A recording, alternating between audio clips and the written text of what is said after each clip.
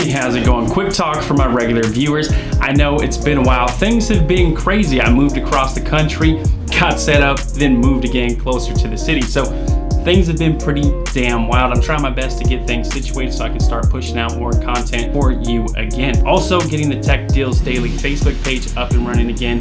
With all that being said, today's video is on an absolute monster of a monitor, the Samsung CRG9 Super Ultra Wide display.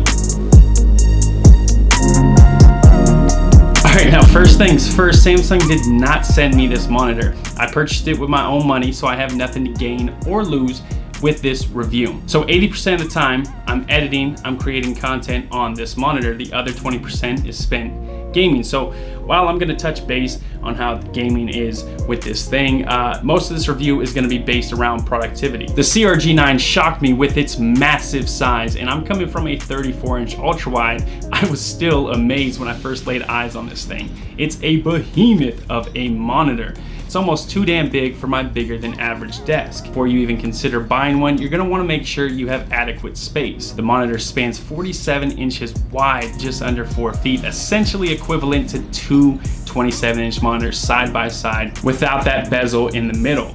Like I said, it's massive. Now you're also gonna wanna get this thing mounted. The stand it comes with just takes up even more desk real estate. I'm not a huge fan of having my desk cluttered up, so I highly recommend a monitor mount. Now you can't just go out and get any regular old mount because this monitor is so damn heavy, coming in at over 7 pounds. You're gonna wanna get one that can support the weight of this monitor. I'll leave a link below to the one I use with it. With all that being said, once you get this thing set up, it's straight eye candy.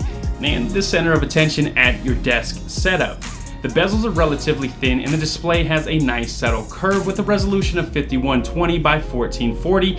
You kind of get lost in the display and I wouldn't want it any other way.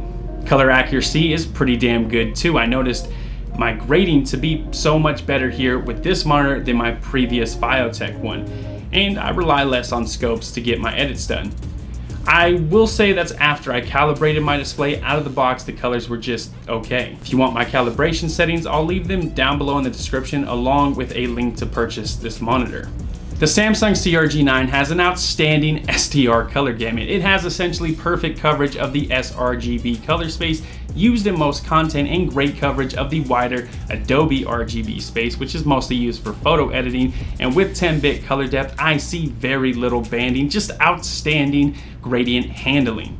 Color bleed is pretty much non-existent as well. Furthermore, the backlight of the CRG9 features a quantum dot enhanced film layer, which enhances its color gamut to 95% DCI-P3 for even more vibrant and lifelike colors. The display's brightness peaks at 1000 nits for HDR content, while the typical luminance sits at 600 nits, which is still impressive. I normally don't go that deep into specs. You might be wondering what all this means, at least some of you. And in layman's terms, the display is stunning and more than enough for editing and gaming on, movie watching. You're set. The display is solid.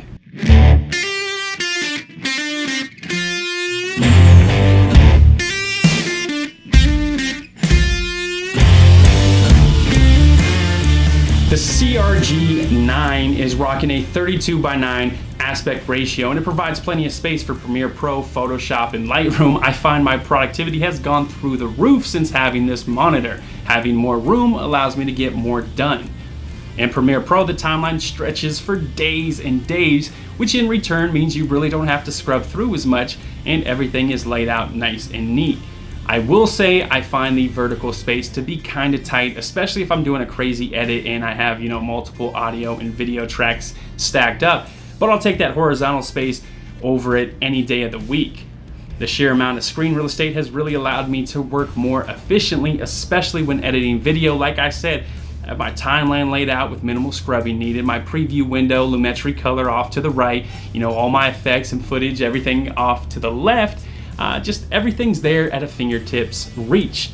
Now, while having an application spanning across the display is where the icing meets the cake, I often find myself having to pull up Photoshop while I'm editing in Premiere Pro, and this is where I fell in love with this display. I can comfortably split view Photoshop and Premiere Pro, same goes for Lightroom and reference photos. Really anything you want, and while you can do this on a dual monitor setup, You have that bezel in the middle, which is distracting, and I've never really stretched anything across dual monitors in the past because of it. This display is rocking 120 Hz refresh rate, which is more targeted for gamers, but I can tell you from experience that it makes a huge difference in day-to-day use. Whether that's scrolling, moving around a window, everything just feels more snappy, more fluid. It's something you really have to experience to notice. And once you escape that 60 Hz life, there's really no going back.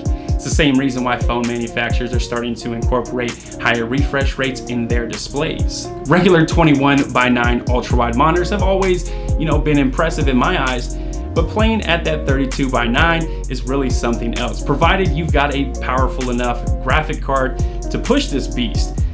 The effect is transformative. I've gone back and I've played old titles, and it's as if I'm seeing those worlds for the very first time.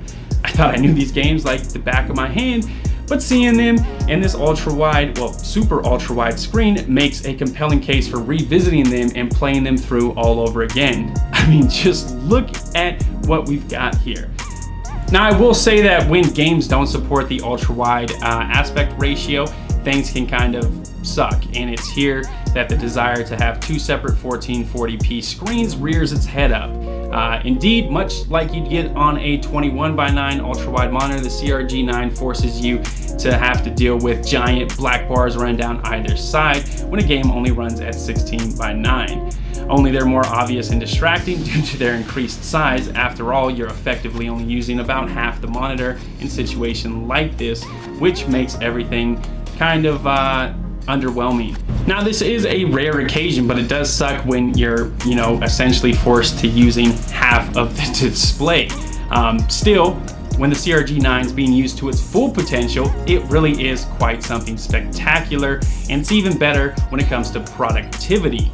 For editing anything with a linear timeline, this monitor is an absolute beast of a tool. I'm able to fit so much on the screen, and I'm convinced that once you start using a display like this, you're not going to be able to ever go back to anything else. With that being said, I highly recommend Samsung CRG9 monitor. And that pretty much wraps up the video. I would highly appreciate a thumbs up and a subscribe. I would also greatly appreciate a comment, which will help YouTube's algorithm just push my content to more eyes. That's pretty much it. I'm Yeti Machete. Appreciate you guys for watching, and I'll catch you guys in the next one. Peace.